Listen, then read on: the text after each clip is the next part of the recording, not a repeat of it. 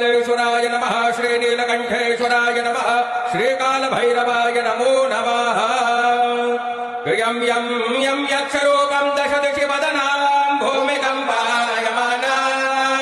सं सं संभारमूर्तिं शिरमुकुटजटा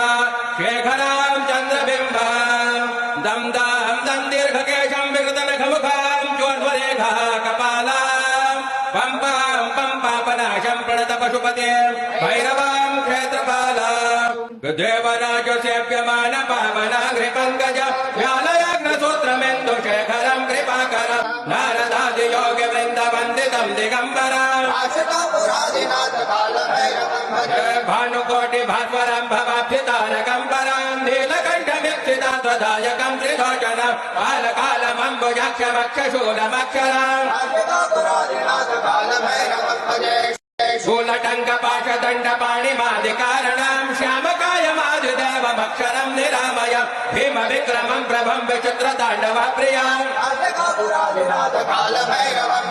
मुक्तिमुक्तिदायकं प्रशस्तचारुविग्रहं भक्तवत्सलं स्थितं समस्तलोकविग्रहं विणिक्वणन्मनोज्ञहेम किङ्किणिङ्गसत्कटे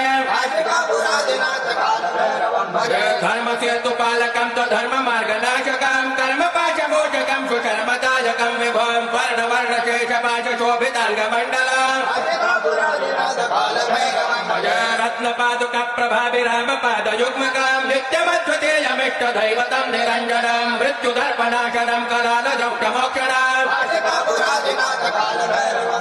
यट्टहासभिन्नपद्मजाण्डकोशसन्ततिं दृष्टिपातनष्टपापजालमुग्रशासनम् अष्टसिद्धिदायकं कपालमालिकं धरम्